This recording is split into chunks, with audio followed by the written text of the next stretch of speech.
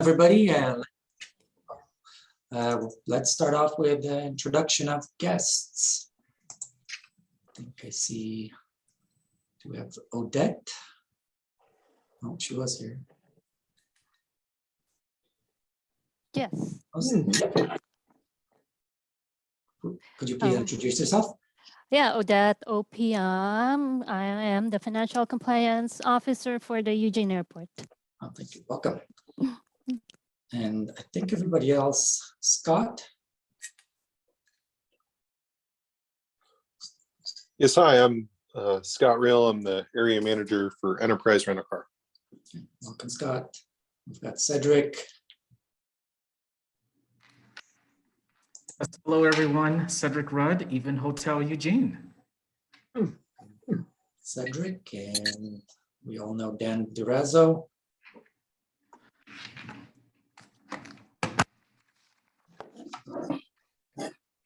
Yeah, so with that, I think we will hand it over to Catherine for a director's report.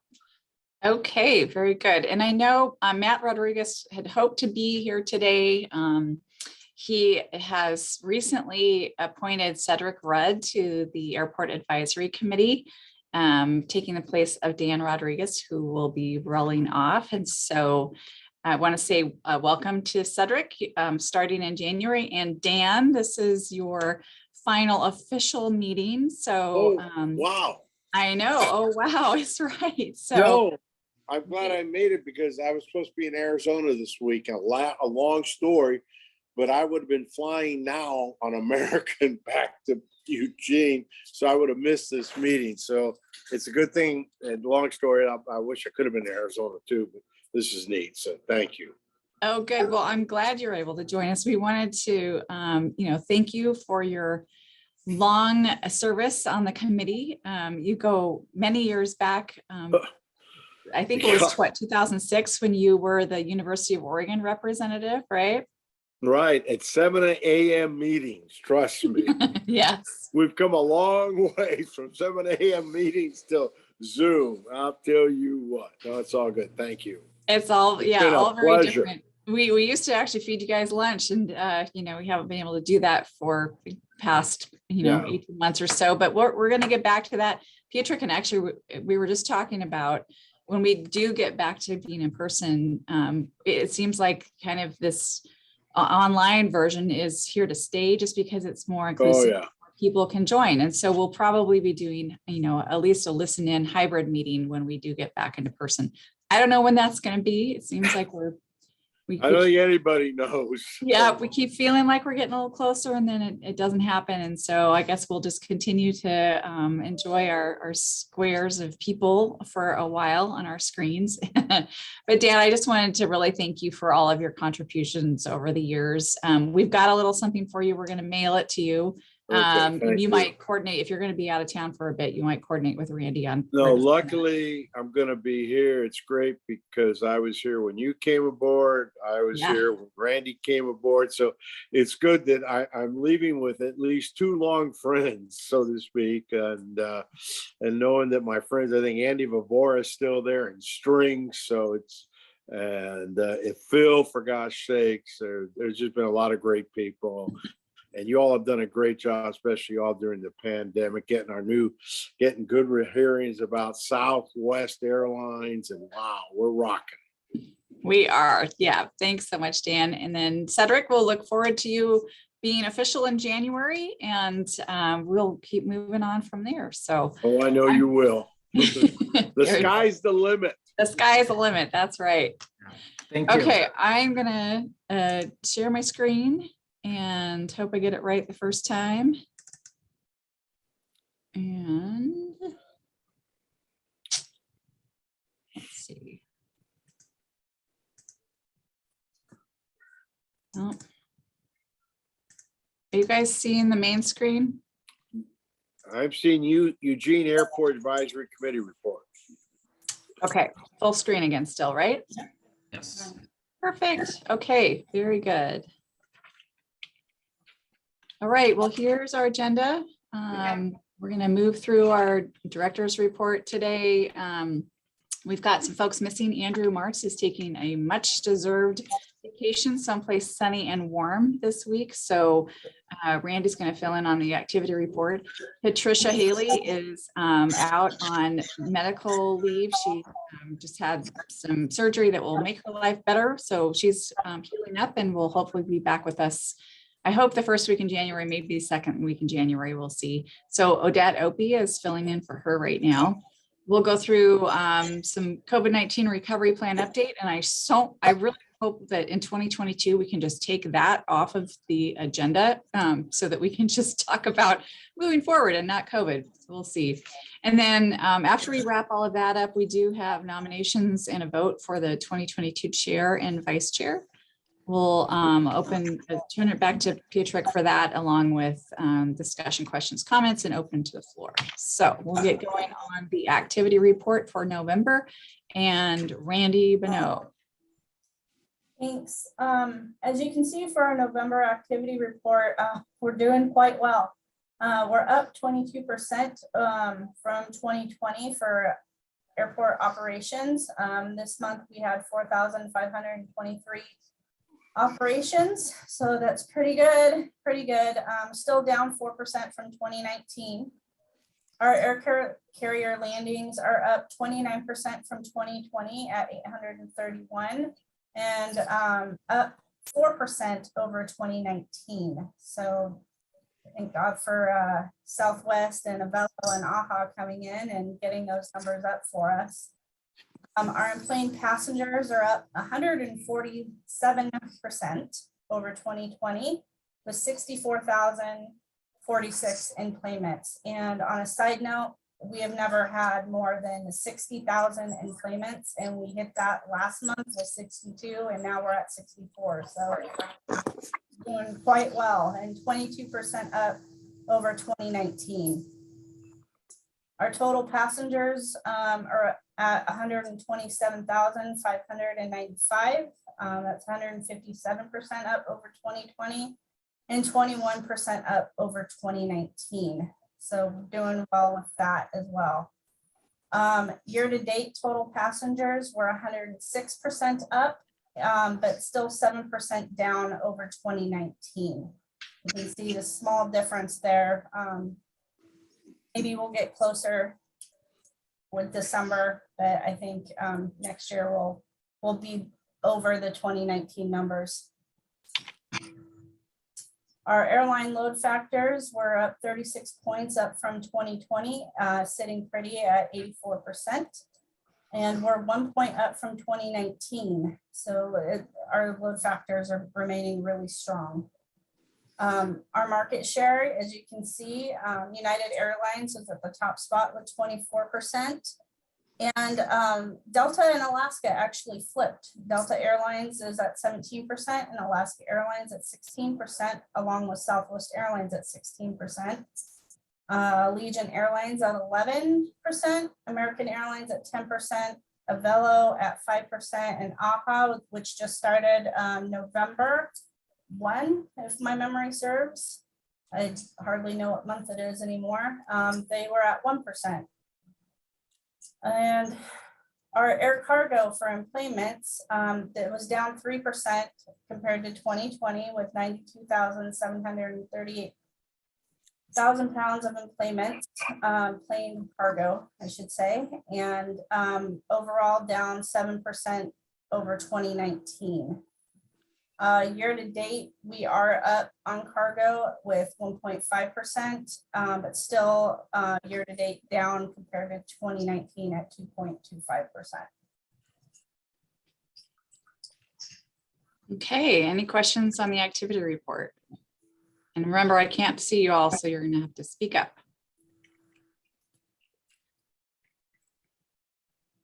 Okay, we will move on to the financial report, and Odette will be the report.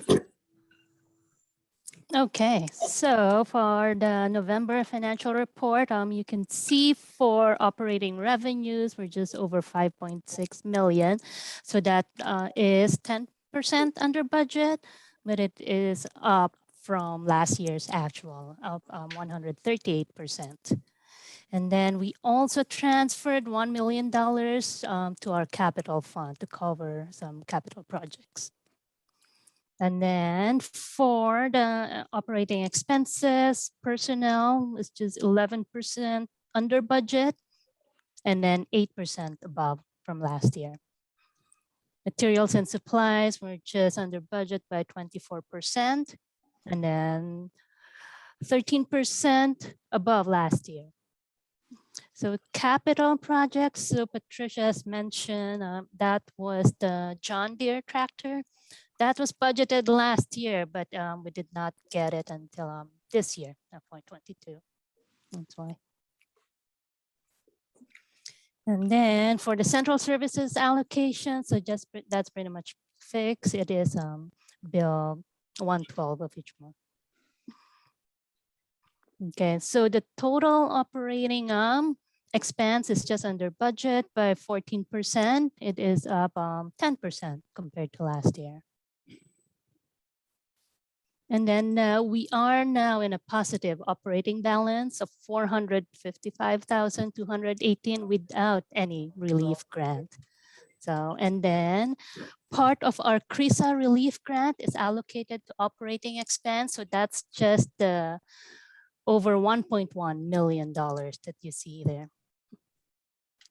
Now, overall, even after the $1 million transfer to our capital fund and the CRISA relief grant, we are at a positive operating balance of 572,616.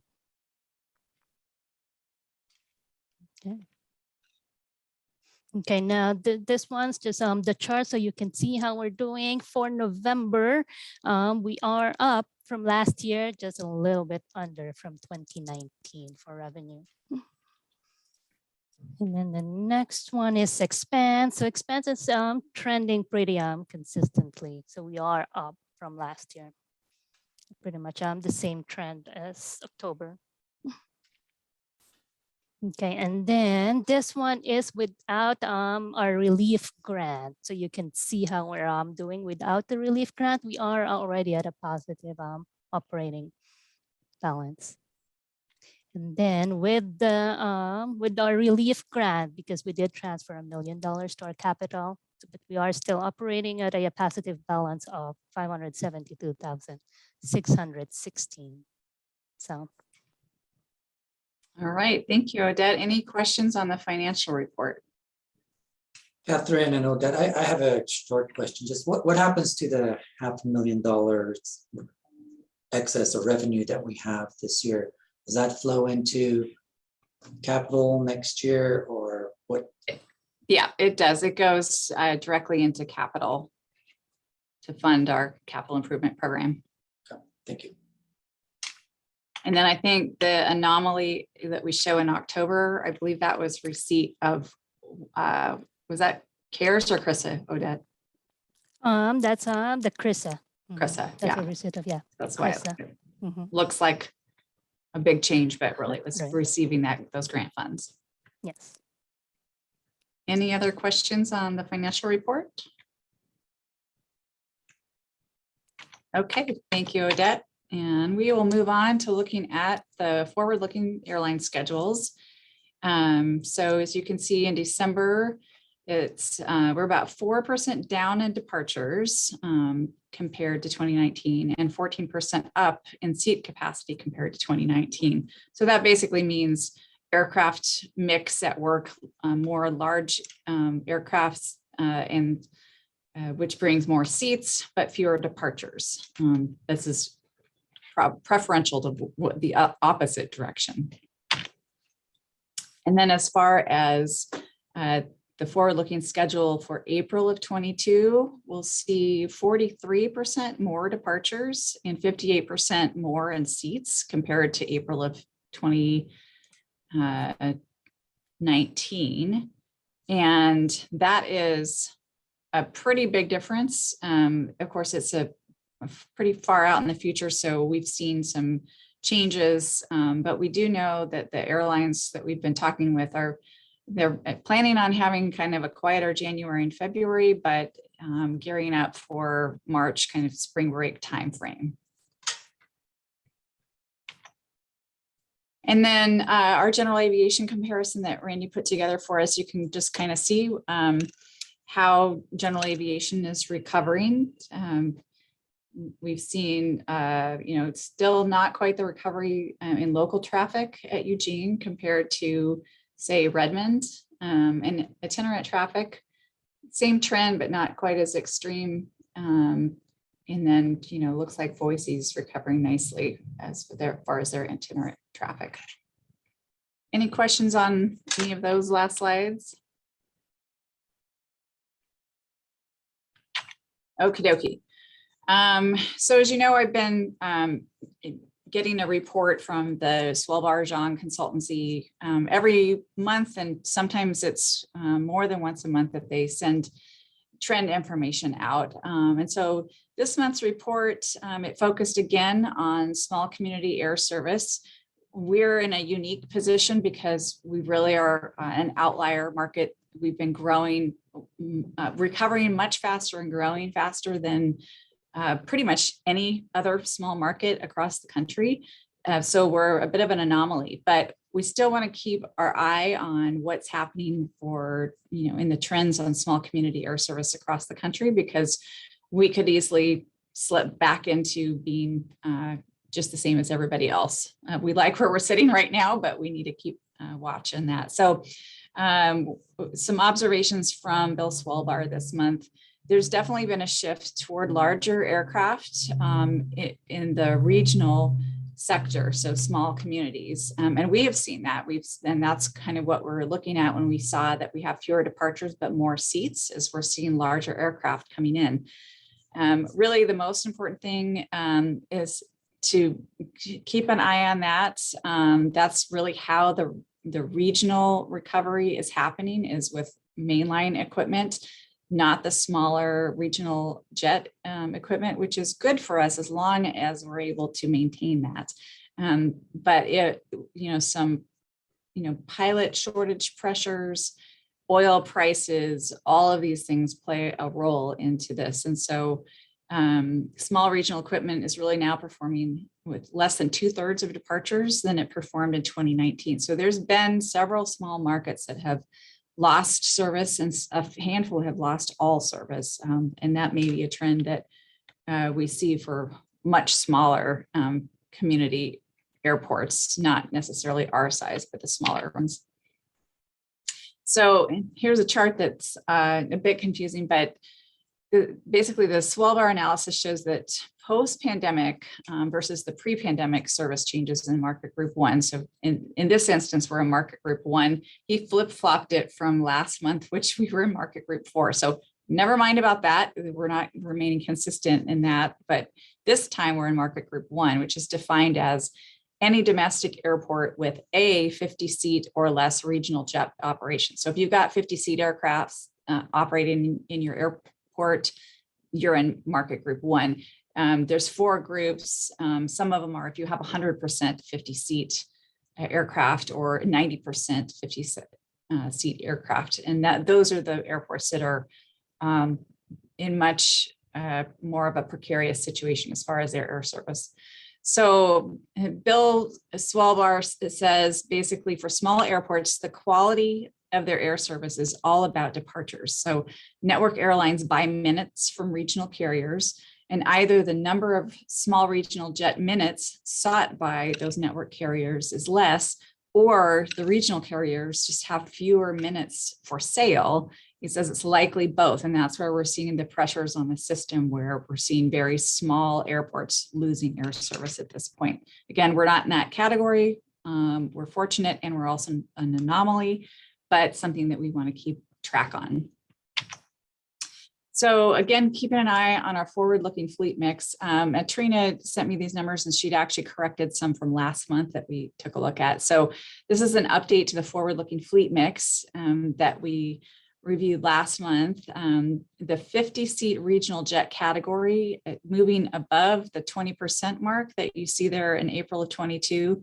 And the drop in mainline aircraft, that's really something that we're going to watch closely. We'll be discussing this with our route planning representatives for each of our airline partners coming up at headquarters meetings got a headquarters meeting tomorrow with Alaska Airlines, and then we'll have American and Southwest in January, and then United, I think, is scheduled for February.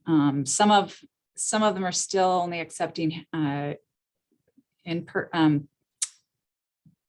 Zoom meetings, basically virtual meetings at this point, but most of the carriers are now starting to schedule in-person meetings again, and into the new year. Well, hopefully that will hold with this new Omicron variant. So if you take a look here, the further out you go forward looking, the more change that can happen. And so we'll just be watching that closely. But the trend of moving to more 50-seat aircraft and fewer mainline aircraft is not great. The two-class regional jet service seems to be maintaining pretty well. So we will see what happens. Any questions about that? Should I ask before we moved on? Okie dokie. So I don't really have a construction update right now. All the projects are moving forward as planned. And so, but no big new pictures or anything to show. But we did have our advanced terminal study kickoff meeting on December 1. I think it was December 3rd. The first week in December, we had the advanced terminal study. We've got several members of the Airport Advisory Committee serving on either the Technical Advisory Committee or the Community Advisory Committee. So just as a reminder, back in September, we reached full capacity with our terminal area. So that means every ticket counter position full, every gate, all remain overnight parking spaces around the terminal building. So that means every position has an aircraft there overnight. And then 2 out of 3 of our remote heavy pads have daily utilization. The 2 north heavy pads are full every night, and the south heavy pad is full, depending on the week, 3 or 4 days of the week, completely full. So say we were to have another, and really it's mainline aircraft that are the real challenge because they can only park in certain places. If we were to have another mainline remain overnight aircraft that an airline wanted to schedule, we would be in a real pickle to try to figure out where to put them right now. And so we're working on some contingencies just to make sure we've got a plan in place. We have a project on the books. It's to build heavy pads. Just if you look at the picture, it'd be to the right of the picture. And that project will move forward, but there is some FAA infrastructure that's right in the way of that project. And we're not able to do the infrastructure updates for the FAA and the heavy pad project at the same time. They've asked us to separate that out. So that pushes the heavy pad project out 1 more year. Next summer will be the fixing of the FAA infrastructure, and then the year after will be pouring of the heavy pads. And our construction season is short, so we wouldn't, if we could do a year-round construction project like that, we would, but we can't do it with the weather that we have.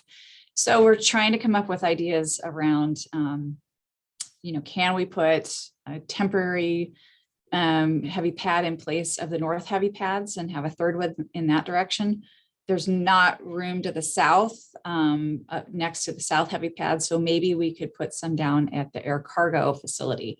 Certainly not ideal to be moving commercial aircraft all the way down there, or I should say scheduled commercial aircraft, but we've got to have a plan in place just in case. So as far as the advanced terminal study, over the next 5 years, we have about $150 million in capital improvement projects that have been identified. Many of these projects are what we call enabling projects, leading up to any expansion plans that would be coming out of the advanced terminal study. And so, like I said, we had our initial kickoff with the TAC and the CAC. We had about 35 members between those 2 committees, plus airline representatives, our staff, and then our consulting staff with RS&H.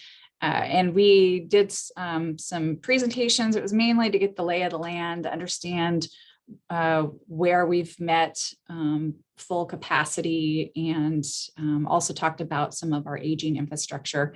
And then we broke up and we went on tours so people could put eyes on everything that we had just talked about. So I'm thinking the group came away with a really good understanding of, what our current conditions are and where we know we're going to need to address various either building and or airside issues to make sure that we have capacity moving forward into the future. Funding for most of the enabling projects has been identified, and certainly that infrastructure package through Congress is going to help immensely to be able to get us, most of those enabling projects complete. We also are waiting to hear on 2 grant applications. One is the Connect Oregon grant, which would, if we're awarded, it will help us expand our taxiways at the air cargo building, which will allow for larger aircraft to utilize that facility. And the other one is attached to the heavy pad project. That's through the Oregon Department of Aviation, and it would be great to find some additional funding to help fund that project as well. As far as a terminal area expansion, or the C concourse, which is the rendering that you see coming out this direction, that would likely need to be funded through a bond process and would likely be paid back with airport revenues. We're in frequent discussions with central services, with the finance folks, and also Public Works Finance to start looking at what that looks like. So the airport has its own financial advisor working in tandem with the City of Eugene bond advisor to take a look at how we put that together. Airport hasn't had debt since 2008. So it's like starting all over again to work through that process. And we will, of course, keep you apprised on all of those plans. Any questions about the advanced terminal study? Catherine, just related to that, what is the FAA project that will be happening this year, the infrastructure project? So they have, what's running through there is what's called a FOTS line. It's just a fancy word for all of their IT infrastructure runs through there, and it needs to be relocated. We've known this for a while, but we really need a triggering project to do that work, and this is the triggering project. So we looked at trying to do it simultaneously, but the way the FAA deals with their infrastructure and approvals for getting things like that moved, it wasn't going to be feasible to do it at the same time, unfortunately. And is that going to impact any of the runways or taxiways, or is that all around the building? I'm trying to think about taxiways. It won't impact the runway, and I don't think it wouldn't impact Alpha. If anything, it would potentially impact Delta, but I don't think so. Yep. Any more questions on that? Okie dokie. So let's talk about vaccine mandates. There's a lot of legal challenges to federal contractor vaccine mandates, and it's completely left us in limbo. And really the entire aviation industry has been left in limbo. We received, actually the General Services Administration, they sent for signature a vaccine mandate paperwork for us to sign. They tied it to some of our lease agreements with the General Services Administration. So like the TSA contracts is basically what they were tying it to. We were having our legal staff evaluate that, and we were waiting on more. We sent some questions into the TSA, and we're waiting on response, and had not received a response. And then meantime, the GSA suspended any actions on enforcing the executive order on either the federal contractor vaccine mandate or the OSHA regulation. And that's just because of all of these court challenges. So we know we're in the same boat as all of the other airports across the country. A survey of members of ACINA, it shows that about 30% of airports already have implemented a vaccine mandate policy. Some of those are tied to their sponsor organizations, and some of them are independent. but about 60% of airports are waiting on guidance from the federal contractor and or OSHA mandates. And we have sent in multiple rounds of questions through our professional organizations and individually, and have not received any clarification. So meantime, the GSA has put all of that enforcement on hold. So the city of Eugene, which is of course our sponsor, doesn't currently have a vaccine mandate in place, but they have been scheduling vaccine clinics for both initial immunizations and boosters. And I think we're probably sitting about 75% of our airport employees out here are vaccinated. And several folks are getting in and getting their boosters as well. But it's a long wait and see what's going to happen, but that's where we're at with that. And holiday travel parking. So our parking situation has been really very challenging to project. We've looked at historical trends, and the patterns are not holding true to historical trends. So it's been really hard to know what's going to happen. For the Thanksgiving holiday, we overflowed all of our lots. And when we looked at the booking trends, it looked like historically it should have been about the same as 2019. And so Thanksgiving and the day after were slower travel days. So when we came up to Wednesday, we had capacity in our lots. And so we thought we'd be good. And Thursday morning, we got hit and overflowed our lots. And so the picture you see here is people finding their own way to park. And I know that just looks like a lawn, but it's actually the bioswale that's next to the economy lot. So that was really very bad that people parked there. All those cars are out now, and we are now in the process of putting up a physical barrier because we just cannot have that happen again. Also just a plan in place to monitor that lot specifically more closely so that when it reaches capacity, we can close that lot. Meantime, we also know that we need more parking. And even though we have a small parking expansion plan for spring, and then also the car wash will be moved this summer to the south end of the economy lot, and we'll be able to recapture all of that area for parking. But of course, we need that parking now. So we've needed to come up with carving out some additional parking in the meantime to get us through this Christmas holiday season, which I was listening on the news this morning, and it's projected to be even busier than Thanksgiving. So I'm glad we put these new measures in place. So what you see on the picture on the right, we've actually, the airport employees were now going through the fence and parking in the general aviation areas, mainly because we're badged and we can do that. We've asked some airline employees to do that as well. We've moved all of the airline employees from the employee parking lot into the administration lot and just did a very low-tech parking pass on their dash to be able to do that. And then we've made that employee parking lot, which has a gate arm, into an extension of our long-term parking lot. And there's signage to show people how to get there.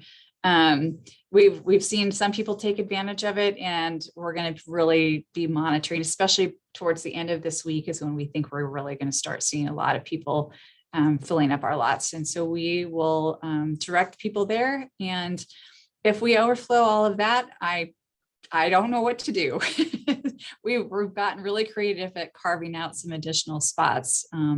But if we really get hit hard, it's going to be back to some pretty creative parking. So spread the word. People, if you're traveling over this holiday next couple of weeks, people need to come to the airport early to make sure that they can get parking and then get in, especially if you're checking a bag, that kind of thing. Questions about that?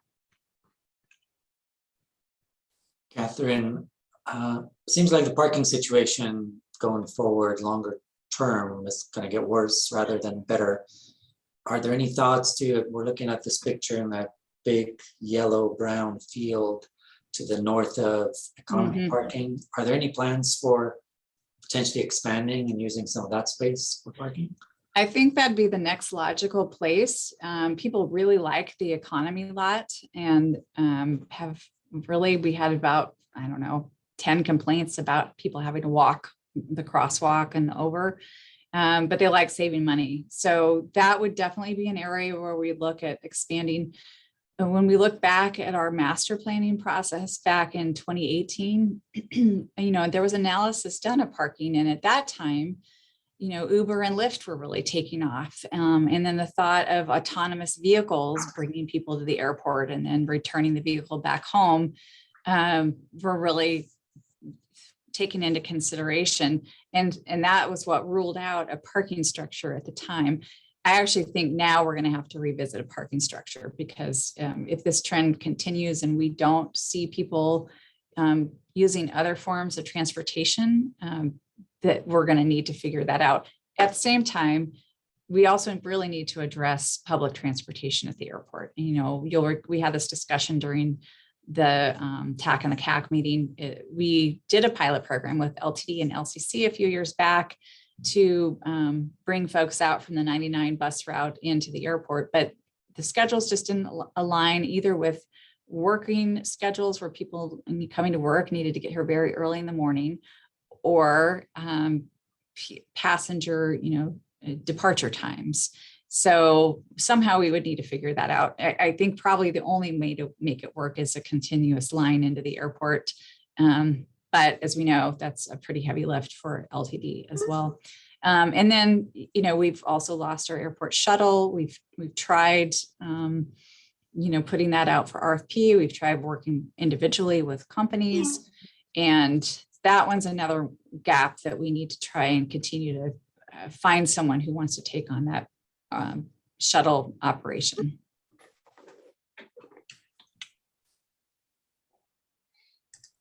Okay, I'll stop at the share. I think I just stopped it. Question, Catherine. Yeah. About parking. Have we looked further about any sort of charging stations and that whole valet electric vehicle thing? Yeah, we talked about that at the TAC and the CAC also. And so in the small parking expansion that's happening this spring, infrastructure will be pulled that will support charging stations. That was part of our challenge, is having the electrical infrastructure in place.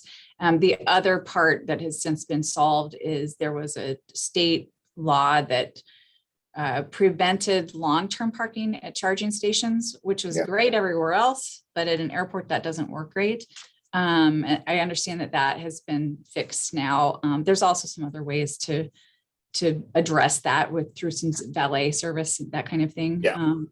But yes, we have a plan to get that infrastructure put in place in spring and be able to add some charging stations. Great. Okay. Thank you. Any other questions? I don't have a question, but I just want to emphasize that a shuttle service from getting students and faculty to the airport would be a really, really valuable service. And we could be getting potentially more students flying out of Eugene. Yep. You know that already. I do. And it's just, we're going to continue to try. I think it's just part of this recovery out of the pandemic also, as people are not wanting to take these big risks. And it is a risk, but it's a perfect, that's actually one of the categories that falls into ACDBE airport, airport concession disadvantaged business enterprise categories. And so it's a really great opportunity for somebody that falls into a DBE category to take on a new business. That's actually what we did when we saved the shuttle service last time, as we reached out to a local operator and they were able to take that service over. And then unfortunately, when the pandemic hit, it just completely failed. So that was really unfortunate. But that's kind of the who we're looking for. We're looking for someone who wants to come in. It's not a rent hurdle they have to get over, because we've kept that bar like so low. It's basically zero revenue to the airport. It's literally just having the service available at the airport.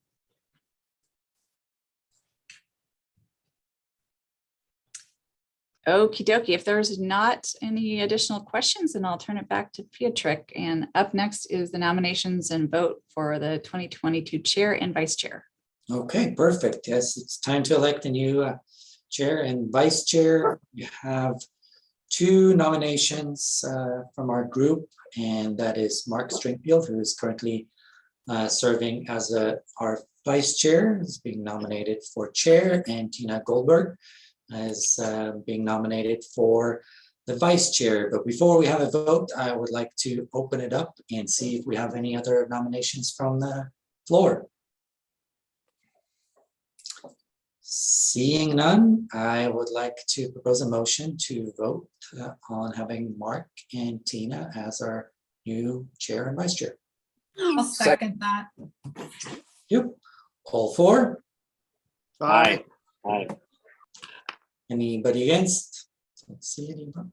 One, and nobody sustained. So we've got a new chair and vice chair. Thank you very much. Mark's buying.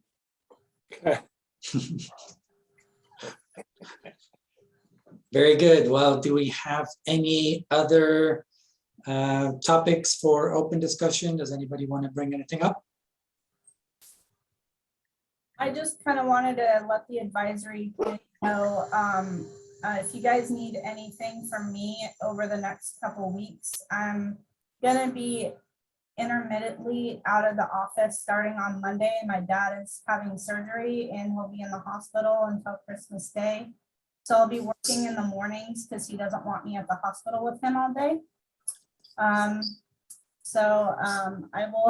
I'll be here in the mornings and I'll be off in the afternoons. And then the following week when he's out of the hospital, I'll be working from home. So if you guys need anything from me, if you don't hear back from me right away, that's the reason why I'm not ignoring you guys or anything like that.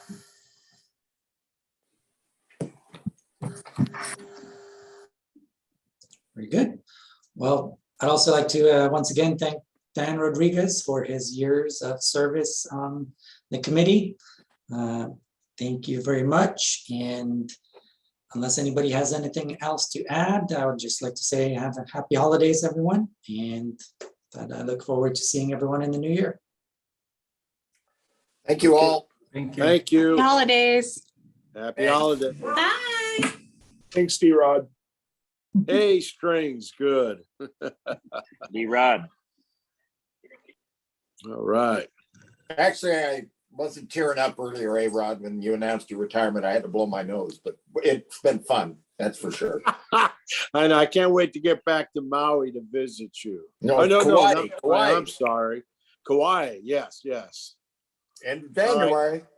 Bye. Strings, call them right now when you're in charge, okay? Like we did in the old days. Make sure you're right, make the call and do well, and that you're there to support Catherine, okay? She's a great head coach. Well, remember, Oh, Dan, thanks, you're always Dan. invited to the meetings. Okay. All right, looking forward to it, you guys. Have very happy holidays. All righty, bye-bye.